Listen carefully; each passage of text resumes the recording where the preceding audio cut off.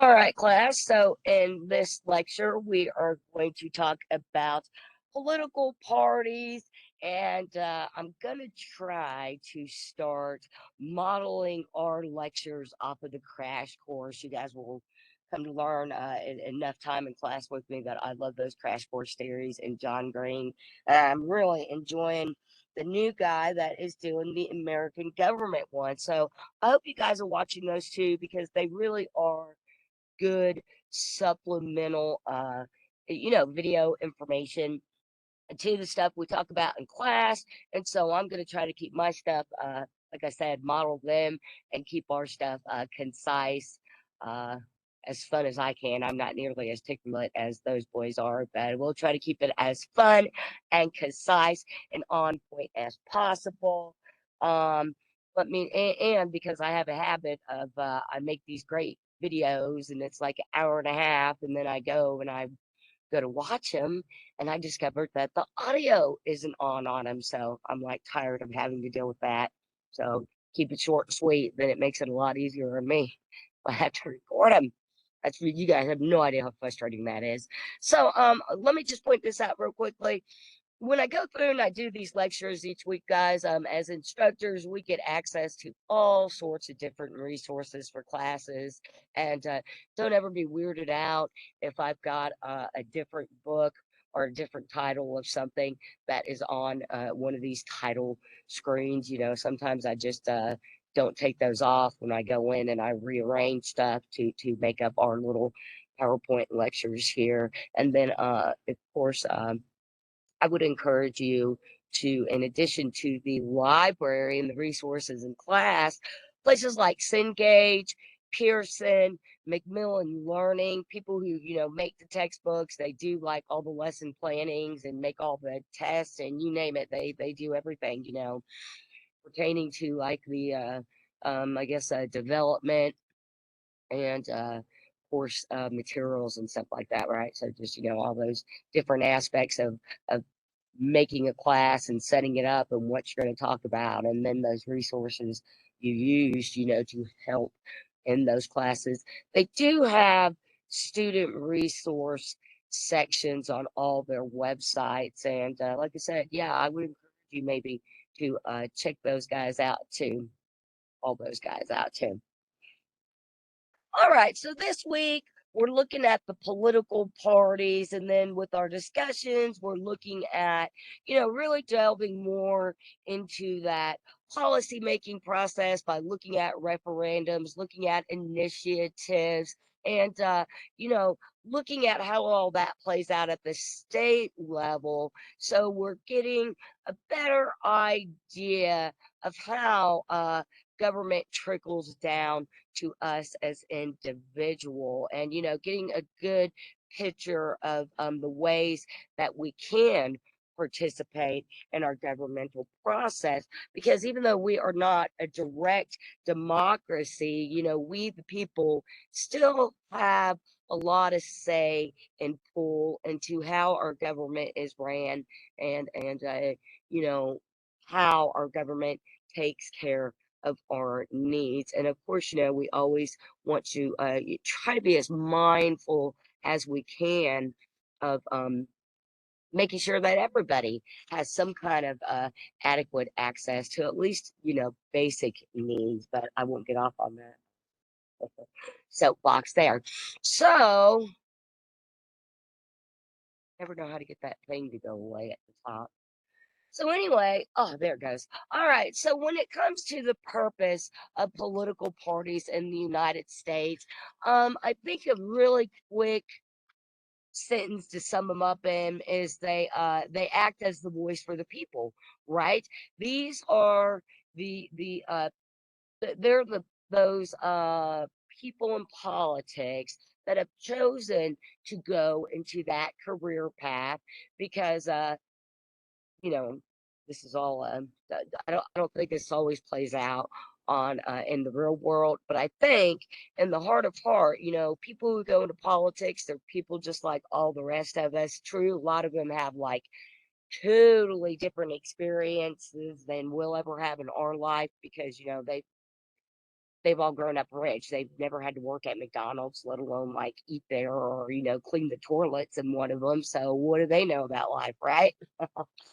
So anyway, my point is, is that at all different levels of society, we're all members. We're gonna go back to week one. We talked about that specialization of labor and how society has to compartmentalize, so that everybody is using their gifts. Well, the people who go into political offices and go into government, I do believe for the most part they start out innocent and they do it for good reasons, and they have a good heart and they want to go in because they do believe in positive changes and they do believe in helping all people out. Like I said, does that always work out in the real world? Probably not. And, I think there are cases of good and bad politicians throughout all of United States history. It seems like we're kind of hit with a lot of them at once at this point in history. But everything does have a way of changing and working itself out. That's just kind of that evolution and growth of life, right? So functions of political parties. They speak for their representatives for the people. They help. Once they get into those positions, then they're helping. Getting other people into public office. So, that recruitment, they help with the organizing, they help with running elections, they help with the campaigns, they help with the grassroots movements. And, they're, as far as political parties go, once again, no, life is not all black and white, which is weird why we are stuck in this two-party system. At the same time, though, there's always going to be once you get your plan A, there's always going to be a plan B, a plan C, and so on and so forth, right? There's always going to be an alternative way to look at things. And so for a government to truly move forward, progress, I hate using that word because that word has taken on so many different connotations in the political arena now, but we're using the word progress in the context of, moving our country and its members forward and positive and productive ways. And so those are the things that the political parties do. And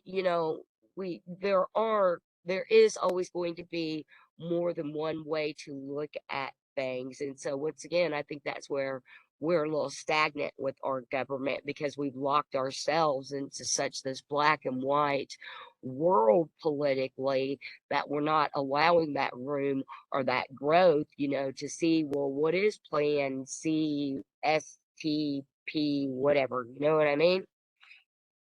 And then, of course, political parties, they play a big role in operating the government. And then, when it comes to the structure of political parties, just a quick outline kind of hierarchy. You have the main party organization, that's going to be the National Party, of course, the Republican National Convention, the Democrat National Convention. So, you have your players, you have your arena, that would be the convention, right?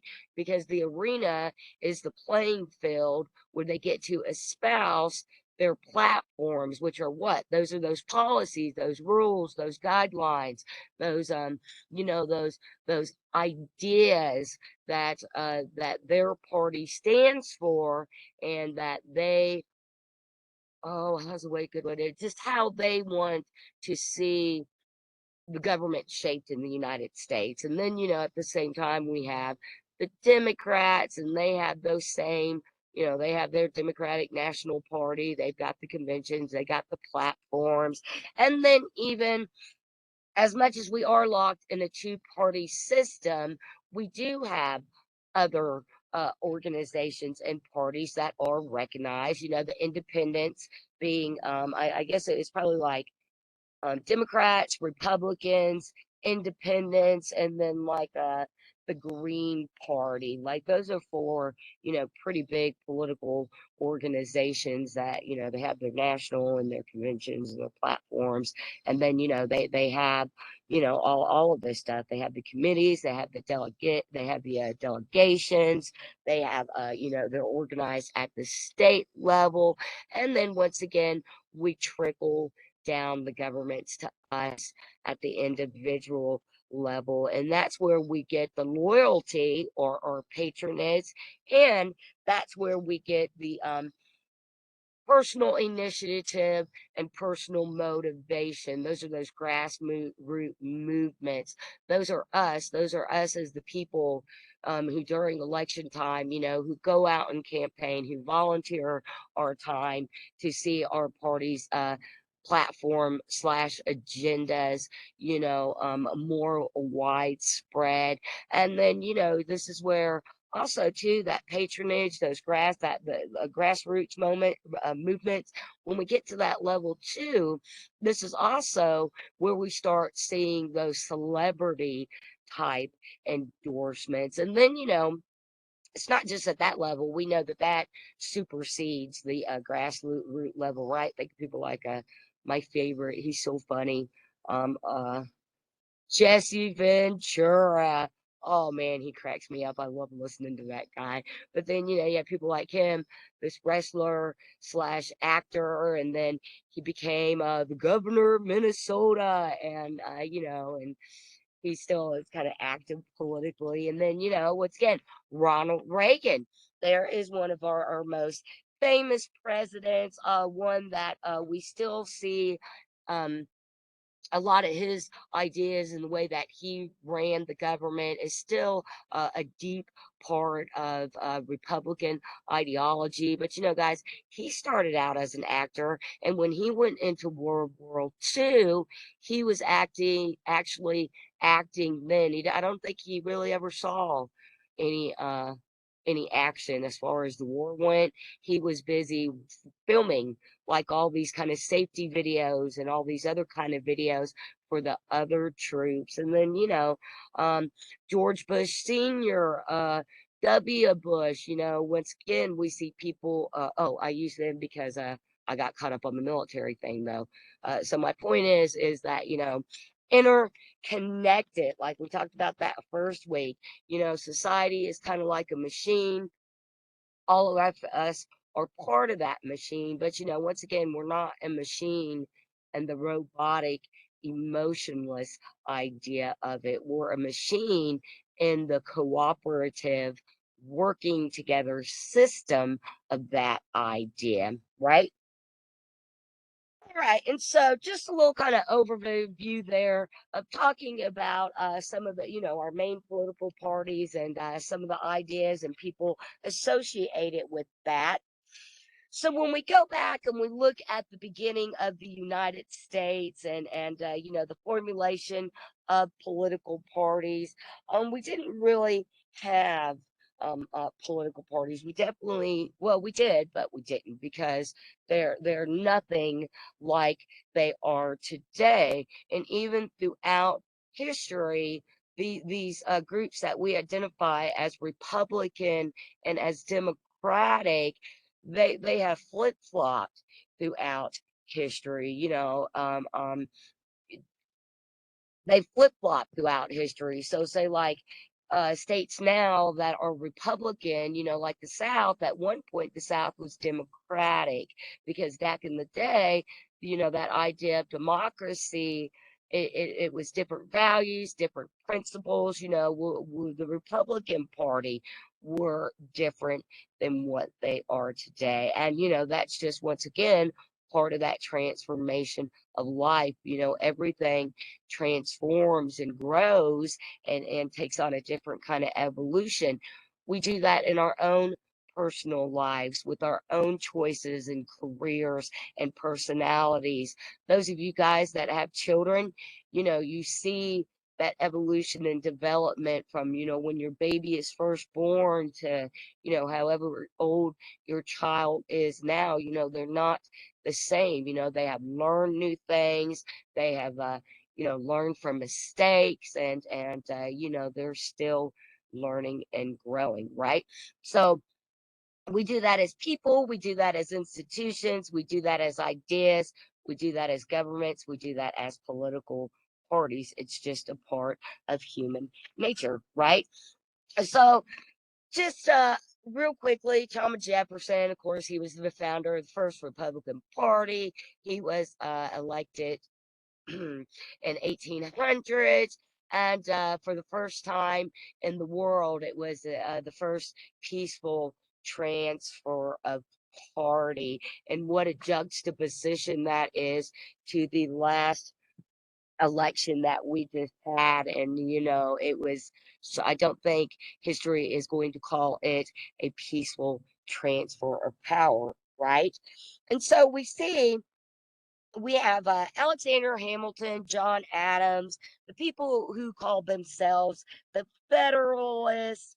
We have them going against the anti-Federalists. So, the Federalists, they were the ones that believed and supported the Constitution and what the Constitution said. And then you have the anti-Federalists, and that was people like Jefferson, people like Madison. We've already talked a little bit about Madison and how he warned against some of these he was that voice in warning us against having that direct democracy. He felt like there had to be some kind of mediator. Oh, that's a good word I was looking for earlier. So yeah, when it comes to mediators, I mean, when it comes to political parties and like politicians and people who are in the government and stuff, that's what, I said they're the voice of the people. That was the word I was looking for.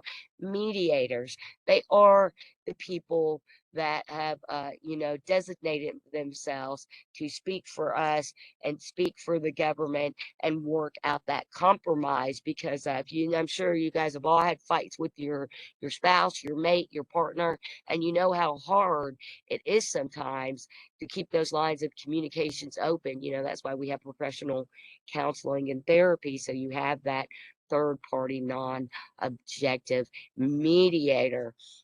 I think, once again, one of the problems we see with the government now is that big corporations have been given the same rights as us as individuals. So they've stepped in as these sorts of mediators too. And the problem with them is that they talk with money. And unfortunately, money seems to matter so much more than people. So, so when it comes to the Constitution, here we have the Federalists, support the Constitution, anti-Federalists. They want to see changes to the Constitution. And so they call themselves Republicans too. So the Federalists were Republicans, the anti-Federalists were Republicans because they were both kind of standing on those lines of this goes back to once again Plato and Greek republic, not a lot of government interference, but some kind of control, not control, but some kind of oversight. There you go, like a head mediator, I guess you can say. So they both called themselves Republican. That's pretty confusing. So then the anti-federalists began to call themselves Democratic Federalists, and that actually came about during the French Revolution. I seem to always talk about that one first in terms of talking about revolution because it really did spark the rest of the world. But the American Revolution did come first, even though, see, once again, see, this is tricky, because there was discontent in Europe before, and France was already trying to espouse these ideas.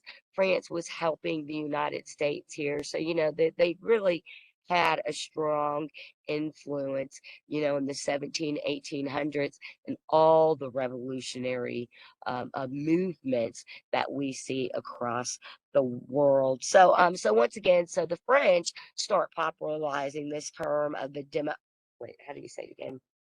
Democrat Republicans. And so that starts to become a thing here in the United States. And Jefferson he actually organized the first Democratic Republican Party, and their main platform was organizing voters, of course, distributing literature, because in order for people to support you, they have to be educated. They have to know what the issues are. They have to know where you, as the person wanting to be the leader, stands. And, they have to be able to take the time to critically analyze their own beliefs and ideas and figure out where we stand, right? As in we as the individual, right? And then in that, that's all just about rallying the masses, getting that support, okay? So then, by the time we get to the 1800s, we have Andrew Jackson coming into office, and I personally think he is the worst president ever.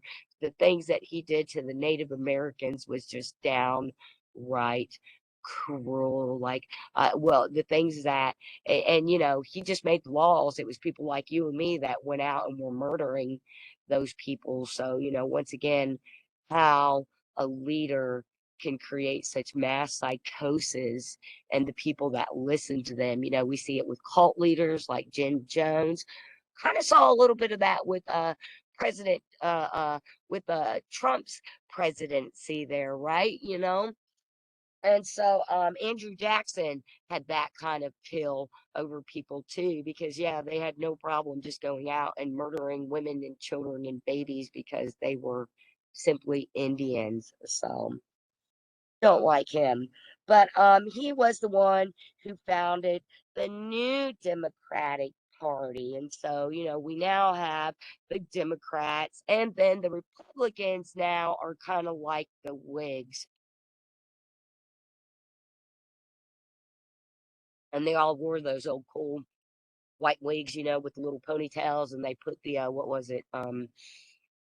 I can't think of the like the white stuff on their face, but it's a poison, toxic poison substance. It's like I can't think of what it's called off my head right now. And so as Jackson was forming the Democrats, then, like I said, of course, we have the Whig Party, and that was named after the British group, the Whigs. And these are, and then by the time we get to the Civil War, we see new systems that are emerging. We see a return of the Republican Party. So we call that a realignment, because basically what that means is that, the Republicans came back in, but they had different platforms, they had different agendas, they had different interest groups that they were serving. So, what does that mean? That means they realigned, they kind of changed course and started going in a new direction, right? And I do kind of predict that we're seeing that since Trump has been president, and maybe even since just after. I was going to say, of course, after Obama, because we've all lived through all of that. But definitely more so, I think we saw it during the 2020 election. It seems like our political parties might be realigning themselves. I'm not sure if they're going to totally flip flop to where Republicans are going to become Democrats, Democrats, Republicans, but I just keep getting these little triggers from stuff that it seems like, they're definitely going in new directions. And once again, I would say good for them. That is a good thing, because realignment is not a bad thing. That gets to be a bad thing when we start getting into more of those like fascist ideologies, because that's also something that we have seen come up here recently in the past few elections, and with COVID lockdowns and stuff. So there's definitely some type of restructuring going on to our government, or as you guys know by now, I stand behind that there needs to be, in order for us to get past these problems we have in society and move for, nobody's perfect. Everybody makes mistakes. And it's okay to admit the mistakes because we can't heal and move forward until we've acknowledged that, right? But that's not an easy task, huh? And it just takes one step at a time. So then, of course, by the time we get to the progressive movement, we're talking now, we're up to the 1920s to 1940s. We get the progressive. This is where we get the idea of the Republicans being the grand old party. And I would say that in that context, well, Theodore Roosevelt actually came about first under the Republican Party, but I would definitely say FDR is more kind of like that that symbolic figure, even more so than Reagan, right? Of the Republican Party, especially for what it means today. And by the time we see FDR coming around and we see the New Deal and the Great Depression, once again, our government is being forced to change because of circumstances. So once again, we can compare that to what we have been living under because with COVID, the government is whether it wants to or not, we're being forced to change some things, right? And then, of course, also too, around this time, by the Great Depression, there, the 30s, the 40s, we start to see that new type of Democrat come about. Those are more, the New Deal Democrats there, and they were especially interested in everything that we see excuse me, wrong party, the Democrats.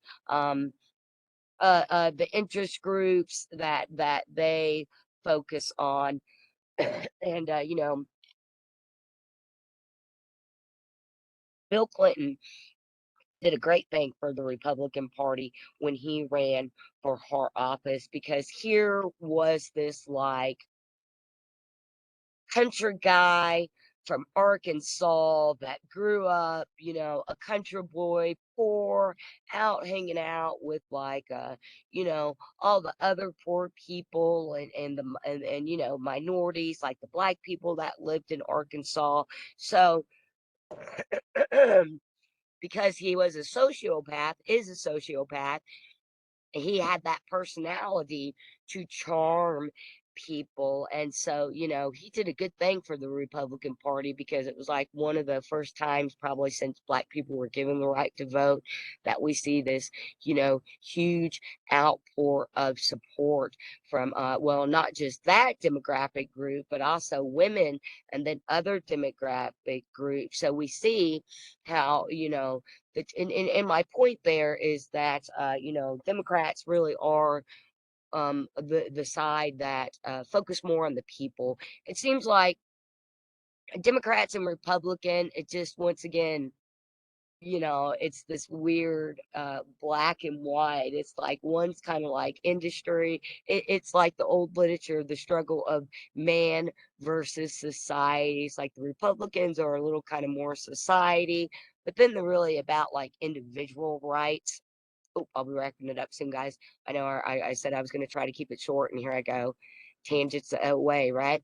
And then, the Democrats have really always been more focused on people. And so, we do see um, the Democrats, since the Civil War, they kind of, they're starting to change, because before the Civil War, like I said, most of the South was Democratic because it meant these different things. It actually was kind of a little more of what the Republicans are as far as those individual rights go. That's kind of what the Democrats were about, because they were in the South. They had slaves. The slaves were their property, right? They didn't want the other states trying to tell them what to do, regardless of the moral issues involved with owning people. The democracy to them was hands off big government, hands off everybody else, mind your own business and let us do our thing. So we see how that kind of, changed a little to where now southern states are on the Republican side, right? And then, some of these states to where we have historically had large influxes of people from other cultures tend to swing a little more on that democratic side because they have more multiculturalism, so they're already aware of the diversity of issues different people bring to the table and already working on trying to get a balance there. So so at that national level, Democrats are trying to work on that for everybody. And when it comes to these political parties, it really doesn't matter if you're, Republican, Democrat, Independent, you vote for Snoopy, the imaginary pink elephant party.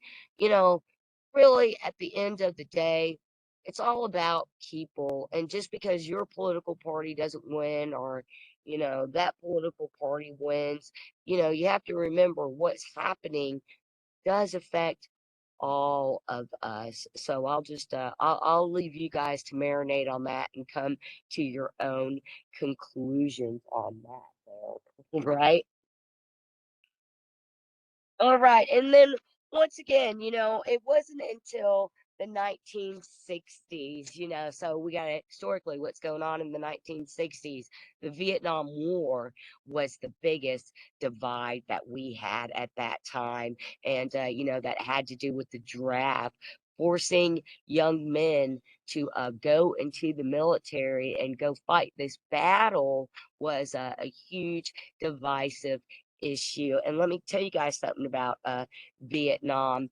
See, Vietnam was under Vietnam and all the other little southeastern islands, Thailand, of course, Laos, Cambodia, all of the little islands there were still under French colonial control. Now, by the early 1960s, probably even the majority of countries in Africa had gained their independence.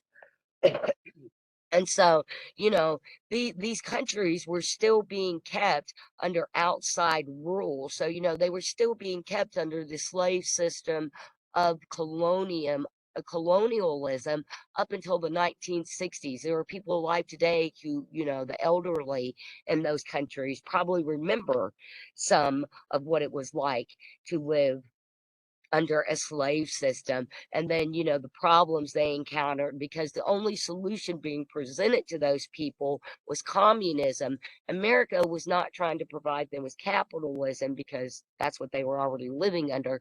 America was supporting the French government and they wanted to keep those people oppressed. And so communism was freedom for those people. It was the ability for them to realize their manifest destiny and their sovereignty. So, so by America drafting people to go fight that war, we can see why people here in America were just absolutely pissed about it and would not stand for it. And this is the first time in history that media and televisions had become so popular, that everybody had a television in their house and they were being inundated every night with these horrible images of their sons and brothers and fathers and uncles and nephews dead, and these horrible images of what was happening to the Vietnam people. Like I'm sure maybe some of you guys have seen the one famous picture of the little girl that is on fire from the napalm bomb, naked. And she's like a little 6, 7 year old girl, naked, like running down the street. It's like this is where I go back to saying is, government wants to work like a machine and we're all part of that machine. But, it forgets that we also are human beings and there has to be care and emotions put into it too. And so, that's really those images, the whole basis for what the war stood on. It really became an emotional issue for people. And at this time too, um, the African American community still did not have equal rights. They were still segregated in the South. So the civil rights movement comes out, and with Martin Luther King and in Alabama, George Wallace, and he was the white governor that just said segregation today, segregation tomorrow, segregation forever. He wasn't going to have it. And then he ended up getting shot and put in a wheelchair, and I think he died in his 80s and 90s. And karma's real, because it took that man getting shot and put in a wheelchair for him to get all that hate and anger out of his heart, and actually be able to start working on good things. So there at the end of his life, he did become more of a civil rights advocate. So I don't know. There is a little moral lesson there in that story of George Wallace, and actually very interesting. I took this history of the South class, and it was very, when you get to that Civil Wars era there in the South and in Alabama, I did spend like my teenage years and adolescence and some of my 20s getting educated in Alabama. So the state really does have a very interesting history, and it's wicked beautiful. So yeah, so we see the political system changing in the 60s, and then by like I said, the 1980s with Reagan, a lot of his platform for running, we still see implemented and supported by the Republican Party. We still see part of our government functioning, like that whole idea of trickle down economics. I still don't really see how that works in action, but I still think we hear that it's a thing and it exists. I guess I'm too far down the ladder that I just haven't had it trickle down to me yet. You know what I mean, guys? And then and so yeah, so because of Reagan, the Republicans, they in the past, um oh wait, 60s or 22. Oh, see, 70s is 40s, 50, 60 years. The Republicans have had a strong pull over the government. And then we see then Bush Senior, we go from Reagan to Bush Senior. This is actually when we really start hearing about all that New World Order stuff. If any of you guys follow along with any of that kind of information. And you know, George Bush, Cheney, who ended up, W's running partner. When Bush got into office, a lot of the people that were behind the scenes were still there when W got into office. So you see how they had a long history of getting a solid foothold and becoming influential in the government. And that's not really a good thing, because that tends, when you get in too much of a comfortable routine and you just kind of start expecting things to go your way, that's when people get complacent. That's when we get sloppy, and that's especially when we stop caring about each other. And that's dangerous ground when we get in there. And so what do we see because of that? We do see a lot of polarization in our not just, I'm not even going to say in our government, guys. That's exactly trickled. Yeah, talk about trickle down government. That's what's trickled down to us. All the animosity and anger, that goes back and forth through between these parties, and the mistakes and whatever they have had in their history, that trickles down straight to us as the individual and causes us to argue and fight with each other. And that's why, you see these things like riots. That's why you see people getting fed up with stuff. But once again, anger and violence. Everybody gets angry. It's okay to be angry, but we're taking it out in violent ways upon just anything, people, their property. It doesn't matter, reacting out of violence and anger, never gets anybody anywhere. And, that's why we're still on shaky ground politically. And, we're getting ready to come up on a new election season. And, I think it's going to be more stressful than the past election season on people. So, so there you go. A little self care tip. Keep that in mind, guys, because, once again, at the end of the day, we just have ourselves and our families really to worry about and to protect. And president, they're just figureheads. And we really, the ones down here working and putting in the legwork, and the blue collar workers and the people who are working on getting our educations, we really are the ones that run the government. And that's why it's we the people, right? So I'm just saying, don't let it stress you out too much, right? And then, we say, it's funny because it's like this question asks us, so why has the two-party system endured? I'm going to say, no, it has not endured. It's, once again, we're talking about a system that in the last 50 years has started to get a solid footing. Our country is way older than that. So I say, it's okay, I'll humor our slide. The reason that it has endured for the past 50 years is because we like to get complacent as human beings, and we don't allow ourselves room for growth. And then, when you sweep stuff under the rug enough, it starts to come to a head, and it's going to pop. And you know what they say, it's got to get worse before it gets better.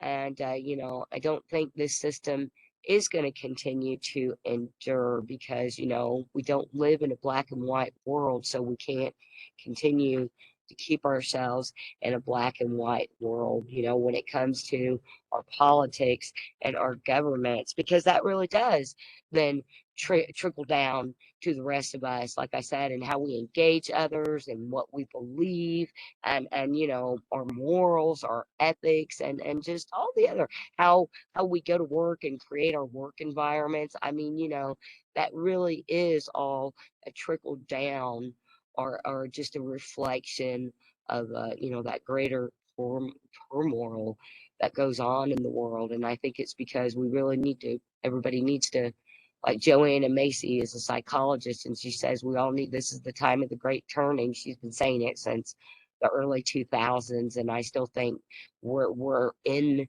this.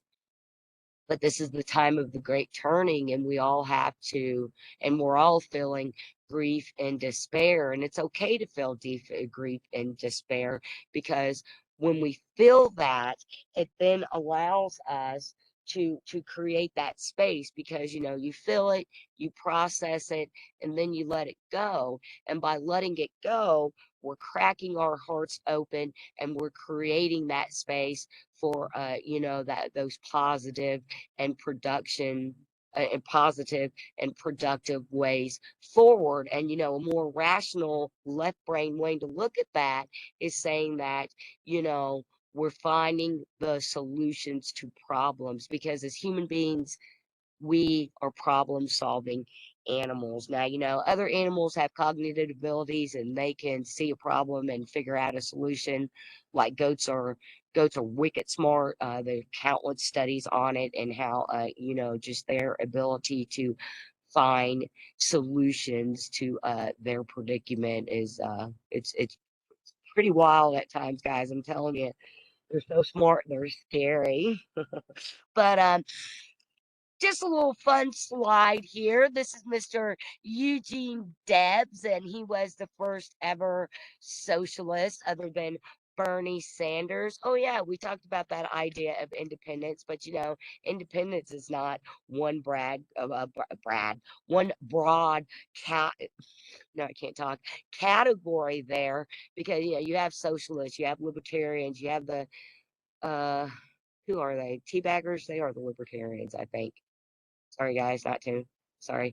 The tea people, you have you have Native American groups that have people that run for office. They have different interest groups and political organizations. But anyway, Debs here was the first ever socialist, and not until Bernie Sanders. I'm sorry, there are a lot of you guys in class who remember or Bernie there.